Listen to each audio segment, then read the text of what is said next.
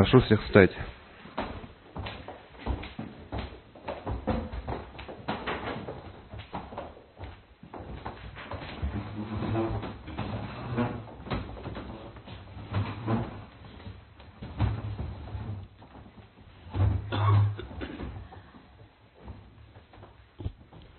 Провозглашается решение Конституционной палаты.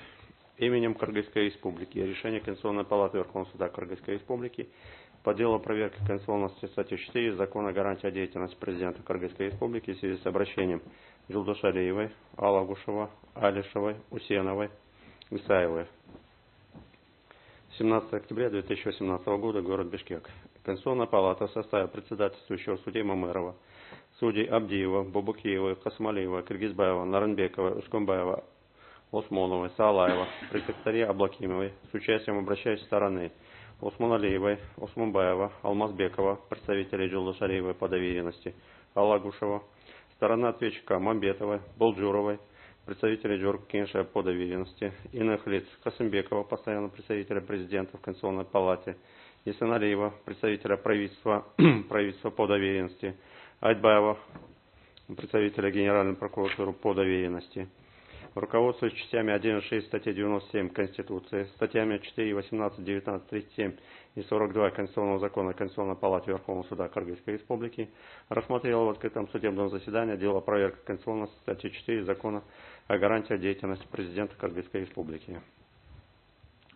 Поводом к рассмотрению данного дела явились ходатайства Жулдашалиевой, Алагушева, Алишевой, Усеновой и Исаевой. Основанием к рассмотрению данного дела явилась обнаружившаяся неопределенность в вопросе о том, соответствует ли Конституции статья 4 Закона о гарантии деятельности президента Кыргызской Республики. Заслушав информацию судьи докладчика Бубукиевой, проводившего подготовку дела к судебному заседанию, и исследовав представленные материалы, Конституционная палата установила: в Конституционную палату 16 апреля 2018 года поступило ходатайство Жулдашалиевой о признании части 2 статьи 4 Закона о гарантии деятельности президента Кыргызской Республики, противоречащей части 3 статьи 5, частям 2-3 статьи 16, части 2 статьи 31, части 3 статьи 99, статье 104 Конституции Кыргызской Республики.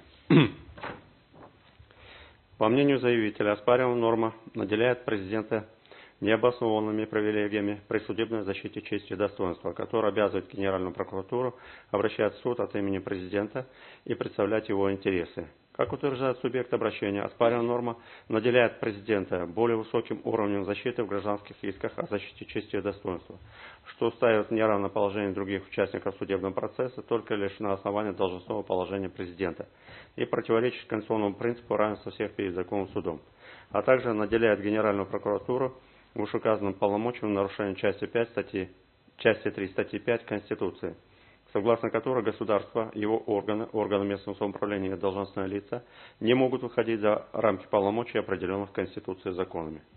Жулдашалиева считает, что осуществление защиты чести и достоинства президента Генеральной прокуратурой является чрезмерной и необоснованной мерой защиты.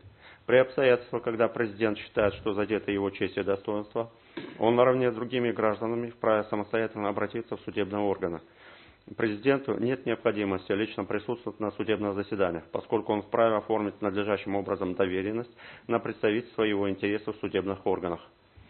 Заявитель в своем ходатайстве отмечает, что Конституция допускает определенные изъятия и ограничения прав граждан, однако они должны соответствовать критериям, установленным частями 2 и 3 статьи 20 Конституции, предусматривающим ограничение права только в целях защиты национальной безопасности, общественного порядка, охраны здоровья и нравственности населения, защиты прав и свобод других лиц. Однако оспариваемая норма не исходит из перечисленных конституционных целей. Любая дифференциация, приводящая к различиям в правах и обязанностях граждан, допустима лишь если она объективно оправдана, обоснована и преследует конституционно значимые цели, а используемые для достижения этих целей правовые средства соразмерно им. Тем не менее, в вопросах защиты чести и достоинства главы государства допускаемые привилегии не могут считаться необходимыми и приемлемыми, поскольку эта привилегия не связана с эффективным осуществлением государственных функций. Честь и достоинство личности президента, по мнению Жулдашалиевой, ничем не отличается от чести и достоинства, присущей всем остальным людям, и не может быть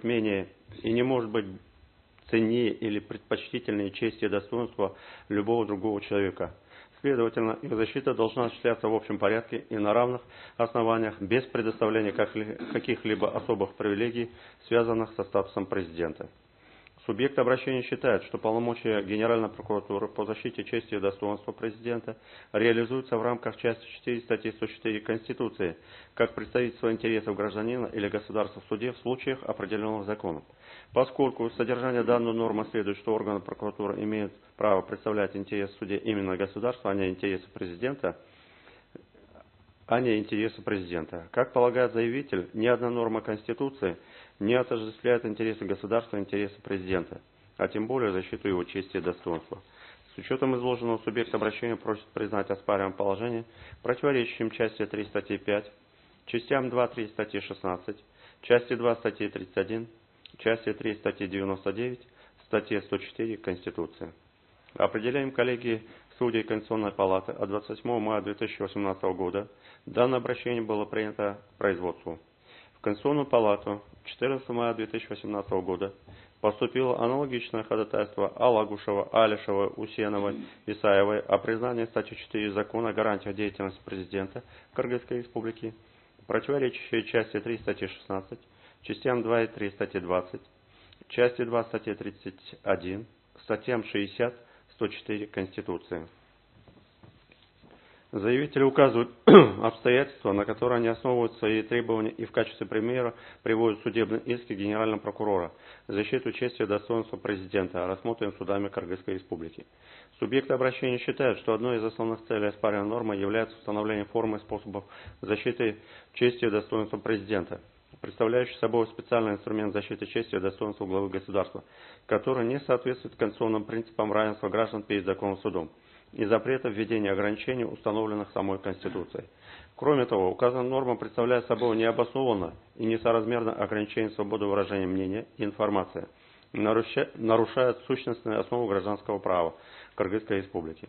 Согласно Конституции, каждый имеет право на свободу мысли и мнения, на свободу выражения своего мнения, свободу слова и печати, свободу искать, получать, хранить, использовать информацию и распространять ее устно, письменно или иным способом.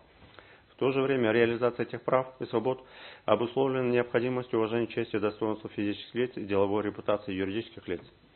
Конституция гарантирует каждому судебную защиту от неправомерного распространения информации, ущемляющей честь и достоинство. Тем самым Конституция обязывает государство предусмотреть разумный и справедливый механизм защиты нарушенных прав, обеспечивающий баланс между свободой выражения мнения и распространения информации и необходимостью защиты чести, достоинства и деловой репутации. Как отмечают заявители, Конституция, предусматривая особый статус главы государства, не устанавливает каких-либо специальных принципов защиты репутации президента.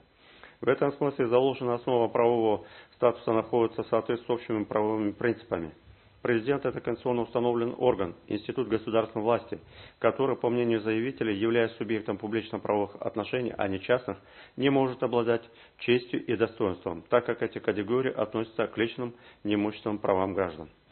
Субъекты обращения считают, что оспариваемая норма не соответствует тем положениям Конституции, которые формируют правовой статус президента прокуратуры.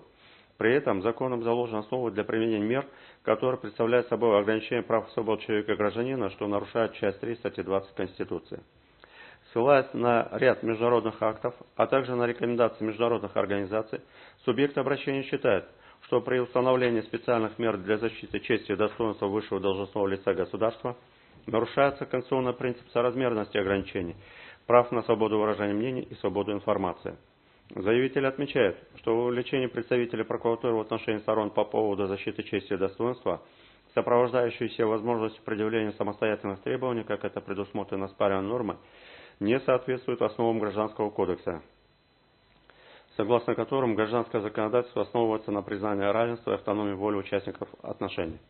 По мнению заявителя, оспариваемая норма позволяет прокурору по собственной инициативе, не консультируясь с президентом, не получая от него согласия, тем самым ограничивая автономность его воли, принимать решения, против каких граждан или СМИ подавать иски о защите чести и достоинства, а также инициировать требования о компенсации морального вреда, устанавливая любые суммы таких требований.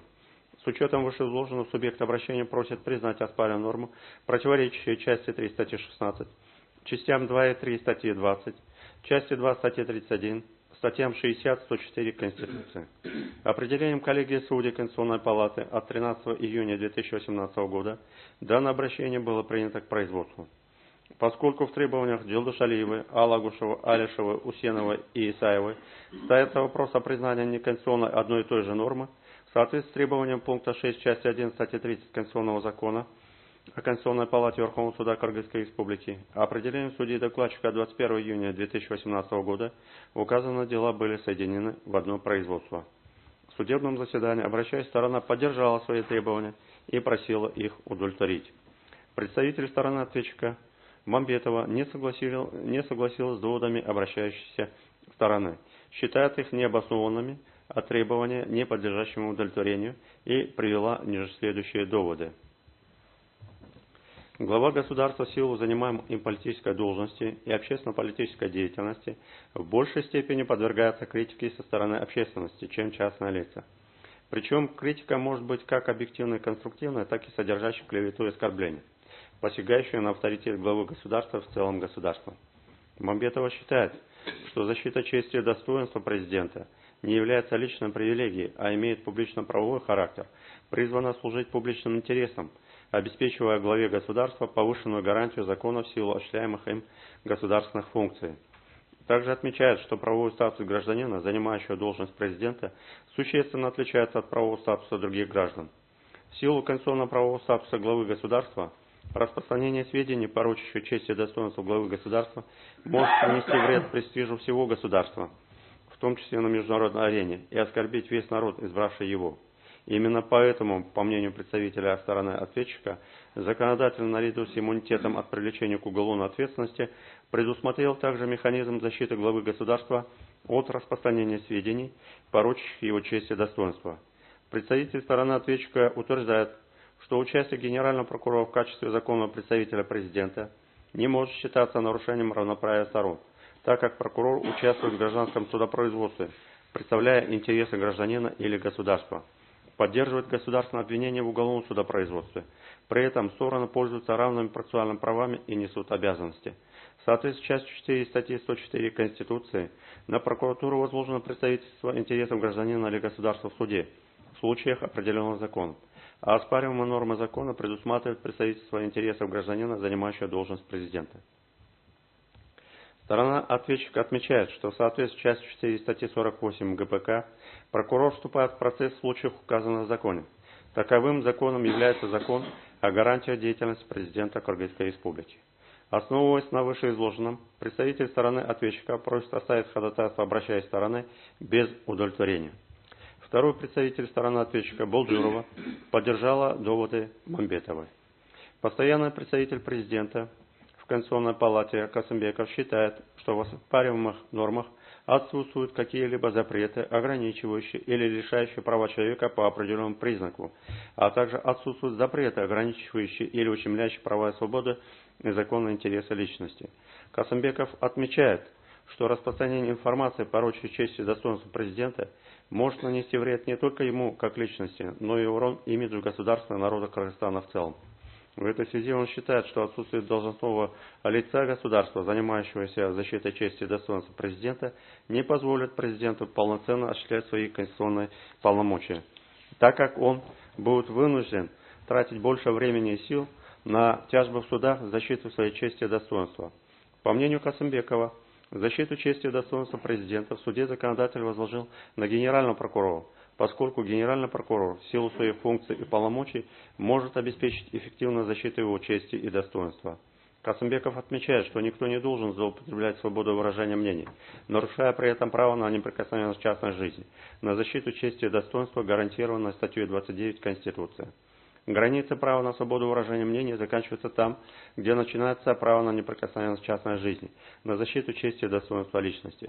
Никоим образом право на свободу выражения мнений не перевешивает или не имеет приоритет над правом на защиту чести и достоинства личности. В этой связи он считает, что поскольку должность президента конституционного органа власти занимает конкретное физическое лицо, ему также может быть нанесен нравственный вред в результате клеветы и оскорбления его чести и достоинства. Соответственно, несмотря на то, что президент – это конституционно установленный орган, институт государственной власти является субъектом публично-правовых отношений, он как конкретно физическое лицо обладает честью и достоинством. В связи с вышеизложенным, постоянно представитель президента Касымбеков считает, что оспариваемая норма не противоречит части 3 статьи 5, частям 2-3 статьи 16, частям 2-3 статьи 20, части 2 статьи 31, статье 60, части 3 статьи 99, статье 104 Конституции. Представитель правительства Исин Алиев привел аналогичные доводы, что и представитель Джордж Кенеша Кыргызской Республики Мамбетова и постоянный представитель президента в Конституционной палате Касымбеков относительно конституционности оспариваемой нормы. Исин Алиев также отметил, что утверждение обращающей стороны о том, что президент не может обладать честью и достоинством, не обосновано, так как президентом избирается гражданин, который ввиду занимаемой им должности наделяется Конституцией особым статусом. Представление интересов президента по защите его чести и достоинства в суде генеральным прокурором не является чрезмерной или необоснованной мерой защиты, поскольку он наделен ГПК такими же правами, как и другие участники процесса. Основываясь на вышеизложенном, Исин Алиев считает, что оспариваемая норма не противоречит части 3 статьи 5, частям 2-3 статьи 16, части 2-3 статьи 20, части 2 статьи 31, статье 60, части 3 статьи 99, статье 104 Конституции. Представитель Генеральной прокуратуры Айтбаев считает, что оспариваемая норма в части обращения Генерального прокурора в суд за защиту чести и достоинства президента соответствует части 3 статьи 5, частям 4 и 6 статьи 104 Конституции.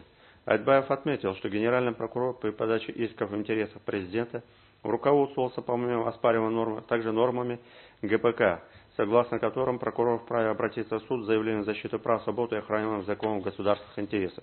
При этом заявление в защиту государственных интересов могло быть предъявлено прокурором независимо от просьбы заинтересованного лица. Также Айтбаев утверждает, что существующий механизм с предусмотренными законом процессуальными возможностями сторон при судопроизводстве соответствует статье 99 Конституции, устанавливающей принцип состязательности и равноправия сторон судопроизводства. Касательно противоречия оспариваемой нормы части 2 статьи 31 Конституции, устанавливающей право каждого на свободу выражения своего мнения, свободу слова и печати, он отметил, что свобода выражения мнения, помимо иного, предполагает и налагает обязанности, связанные с осуществлением этого права. Согласно части 1 статьи 29 Конституции, каждый имеет право на неприкосновенность частной жизни, на защиту чести и достоинства. Следовательно, основной закон государства гарантирует право на защиту чести и достоинства каждого, в том числе и президента. С учетом изложенного, Айтбаев считает, что оспариваемая норма в части обращения Генерального прокурора в суд за защиту чести и достоинства президента не противоречит нормативным положениям Конституции. Конституционная палата Верховного суда Кыргызской Республики, обсудив доводы сторон, выслушав пояснения иных лиц и исследовав материалы дела, пришла к следующим выводам. В соответствии с частью 4 статьи 19 Конституционного закона о Конституционной палате Верховного суда Кыргызской Республики, Конституционная палата выносит акты по предмету, затронутому обращения, лишь в отношении той части нормативного правового акта, конституционность которой подвергается сомнению. Таким образом, предметом рассмотрения Конституционной палаты по данному делу является статья 4 Закона о гарантиях деятельности президента Кыргызской Республики. Закон о гарантиях деятельности президента принят в соответствии с порядком, установленным законодательством, опубликован в газете «Эркин-То» от 25 июля 2003 года за номерами 55-56, внесен в Государственный реестр нормативных правовых актов Кыргызской Республики и является действующим. В соответствии с Конституцией, каждый имеет право на неприкосновенность частной жизни, на защиту чести и достоинства. Данная конституционная норма находится в системной связи с правом на свободу мысли и мнения, правом свободно искать, получать, хранить, использовать информацию и распространять ее. В силу принципа недопустимости при осуществлении прав и свобод человека и гражданина, нарушения прав и свобод других лиц, как основополагающих условий соблюдения баланса общественных и частных интересов, реализация вышеобозначенных конституционных установлений, обеспеченная свободой массовой информации и запретом цензуры, предполагает следование установлениям Конституции Кыргызской Республики. В частности, каждому гарантируется в целях охраны достоинства личности право на неприкосновенность частной жизни, защиту своей чести и достоинства и запрещающему сбор, хранение, использование и распространение информации о частной жизни лица без его согласия, кроме случаев, установленных законом. Право на честь и достоинство понимается как высшая ценность человека, принадлежит каждому от рождения и индивидуализирует его как личность. Такой подход указывает на универсальную природу права человека на честь и достоинство. Данное право является одним из международных стандартов в области прав человека, который получил свое закрепление в статье 12 Всеобщей декларации прав человека, статье 17 Международного пакта о гражданских и политических правах и ряде других международно-правовых актов. Провозглашая право на уважение чести и достоинства как нематериальное, неотъемлемое право человека, Конституция гарантирует каждому возможность защиты этих прав. Конституционное положение о равенстве всех перед законом и судом является одним из базисов правового государства. Конституционно-правовой смысл данного принципа неоднократно раскрывался в решениях Конституционной палаты от 16 ноября 2013 года, от 7 октября 2014 года, от 8 апреля 2015 года, от 11 мая 2016 года, от 22 февраля 2017 года, от 19 апреля 2017 года. Так, конституционный принцип равенства всех перед законом и судом предполагает недопустимость установления в законе какого-либо различия, исключения или предпочтения, основанного на признаках пола, расы, языка, инвалидности, этнической принадлежности, возраста, вероисповедания, политических и иных убеждений, образования, происхождения, имущественного или иного положения, а также иных обстоятельств, ведущих к нарушению равенства правовых возможностей человека-гражданина в различных сферах его общественной и личной жизни. В указанных решениях было отмечено, что соблюдение принципа равенства правовых возможностей человека-гражданина должно означать, помимо прочего, запрет вводить такие различия в правах лиц, принадлежащих к одной и той же категории, которые не имеют объективного и разумного оправдания вводимых ограничений, а субъекты права при равных условиях должны находиться в равном положении. Конституционный принцип, предполагающий равный подход к формально равным субъектам, не обуславливает необходимость предоставления одинаковых гарантий лицам, относящимся к разным категориям. А равенство перед законом не исключает фактических различий и необходимости их учета законодателем. Соответственно, законодатель вправе устанавливать определенные изъятия и облегчения из общего порядка для определенных субъектов в зависимости от выполняемых функций, защищаемого интереса и других обстоятельств, которые должны быть правомерными и соразмерными общезначимым конституционным целям. По смыслу и содержанию Конституции, отступление от принципа равенства возможно в связи с необходимостью установления различного правового статуса отдельным должностным лицам, обладающим конституционно-правовым статусом и выполняющим государственно значимые функции. Так, оспариваемая норма является отступлением от принципа равенства всех перед законом и судом и недопустимости дискриминации, вместе с тем преследует иные цели, обусловленные статусом президента. Конституция определила статус президента в качестве главы государства, олицетворяющего единство народа и государственной власти. Президент, имея политическую легитимность, будучи избранным народом в целях обеспечения полноценного функционирования публичной власти, представляет и обеспечивает реализацию интересов всего народа. В этом качестве президент страны, реализуя функции координации и объединения всех ветвей власти, обеспечивает функции единения государственной власти с народом. Это означает, что глава государства имеет особое место и роль в системе государственной власти, являясь отдельным институтом в системе государственного управления, не входит в состав какой-либо ветви власти. Такой конституционно-правовой статус главы государства предопределяет объем его полномочий по обеспечению единства и устойчивости системы государственной власти. В этой связи, с учетом конституционно-правового статуса президента, законодательством может быть предусмотрен особый порядок процессуальной защиты чести и достоинства главы государства. Такой порядок применяется в качестве одного из элементов правового иммунитета, который обеспечивается законом, носит публично-правовой характер и призван обеспечить повышенную охрану президента в силу осуществляемых им государственных функций и его статусом, закрепленным в Конституции. Необходимость защиты чести и достоинства президента страны генеральным прокурором преследует одну цель – создание таких условий, при которых он будет иметь реальную возможность свободно и независимо принимать решения и действовать без постороннего вмешательства во благо всего общества, подчиняясь только Конституции и законам. Кроме того, необходимость введения особой процессуальной защиты чести и достоинства президента страны вызвана тем, что дефамация наносит урон авторитету государственной власти в глазах общественности и направлена не на самого человека, а на должностное лицо, наделенное специальным конституционно-правовым статусом, выполняющего функцию главы государства. В связи с чем защита чести и достоинства президента предполагает защиту не личности самого президента, а как посягательство на один из важнейших институтов государственной власти и преследует целью укрепления государственности как фундаментальной составляющей, необходимой для ее развития. Следовательно, процессуальный порядок защиты чести и достоинства президента необходимо рассматривать как правомерное исключение из принципа равенства всех перед законным судом для обеспечения эффективного функционирования института президентства, что позволит президенту эффективно и должным образом исполнять государственные и общественно значимые функции. Уважение чести и достоинства носит характер отношений, основанных на нормах права и морали, на принципах свободы и взаимной ответственности между государством, обществом и личностью, между различными личностями и социальными группами. Государство в лице его органов и должностных лиц несет определенные обязательства по их реализации, по обеспечению охраны чести и достоинства личности. Так, Конституция возлагает на органы прокуратуры, помимо другой функциональной составляющей, представительство интересов гражданина или государства в суде в случаях, определенных законом. Указанная норма определяет правозащитную деятельность прокуратуры. Такая деятельность направлена на выявление, предотвращение, пресечение и устранение фактов нарушения прав, свобод и законных интересов человека или государства, а также на восстановление нарушенных прав и возмещение причиненного вреда. Таким образом, полномочия прокуратуры, указанные в пункте 4 статьи 104 Конституции, подлежит реализации в порядке, определенном законом. Одним из таких законов является закон о гарантиях деятельности президента Кыргызской Республики, статьей 4 которого на генерального прокурора возложена защита чести и достоинства главы государства. В рамках этого конституционного установленного полномочия генеральный прокурор обращается в суд за защитой чести и достоинства президента. Предъявление и поддержание генеральным прокурором иска в интересах защиты чести и достоинства президента является процессуальной формой борьбы с гражданскими правонарушениями в сфере защиты неимущественных прав.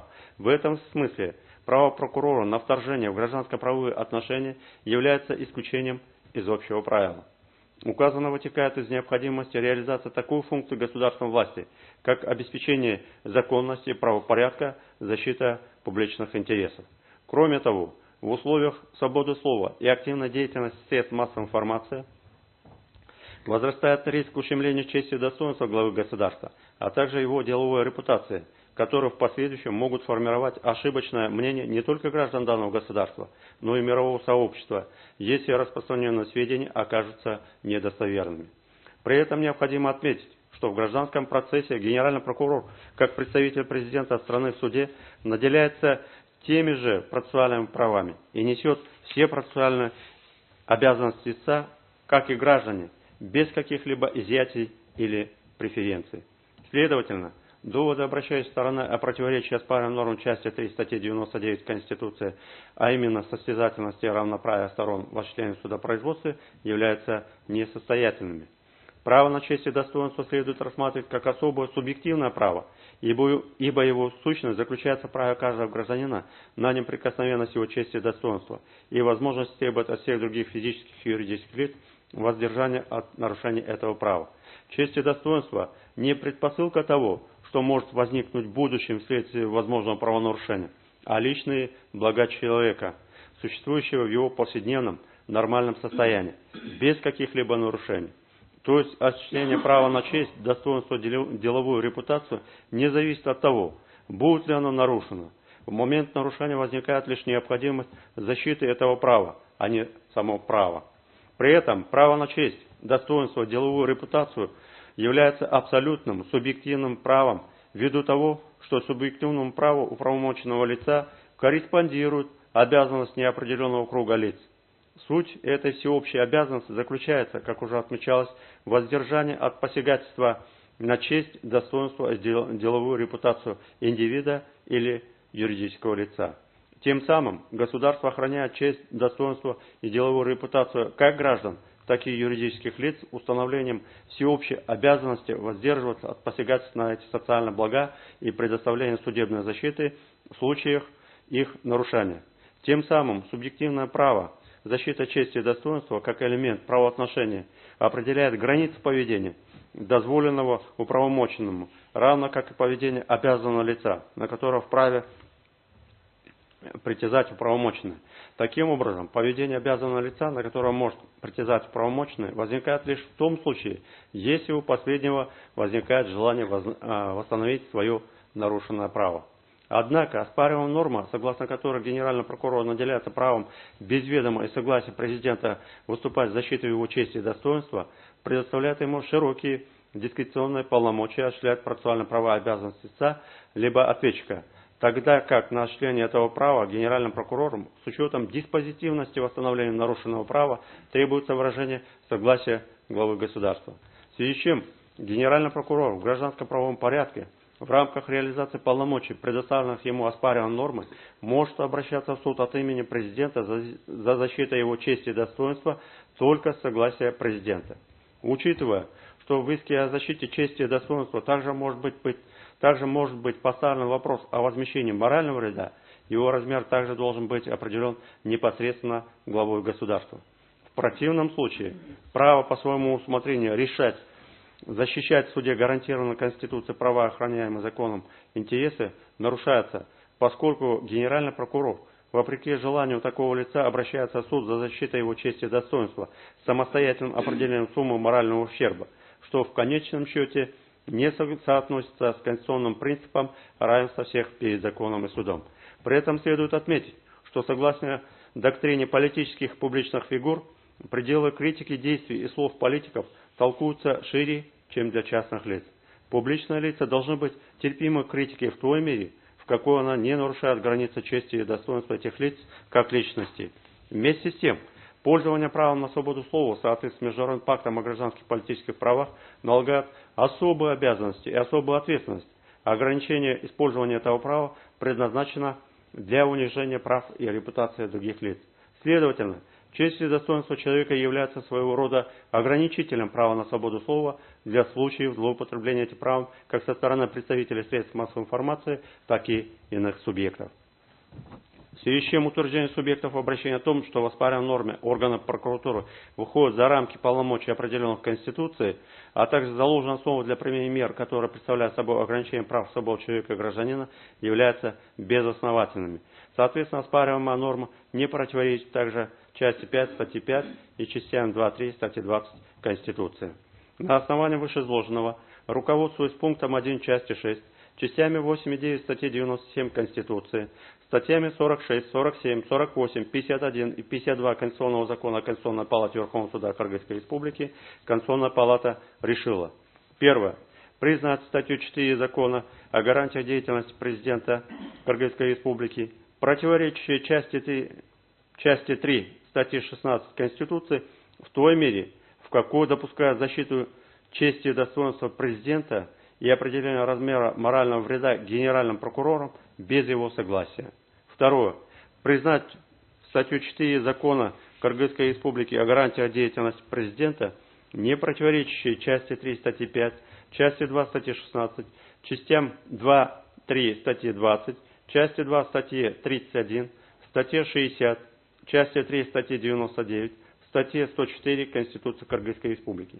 Правительству Кыргызской Республики инициировать изменение закона о гарантиях деятельности президента Кыргызской Республики, предусматривающий получение Генеральным прокурором Кыргызской Республики согласия президента на защиту его чести и достоинства в судебном порядке с определением суммы возможного морального вреда и приведение оспариваемой нормы в остальной части в соответствии со статьями 33 и 104 Конституции Кыргызской Республики.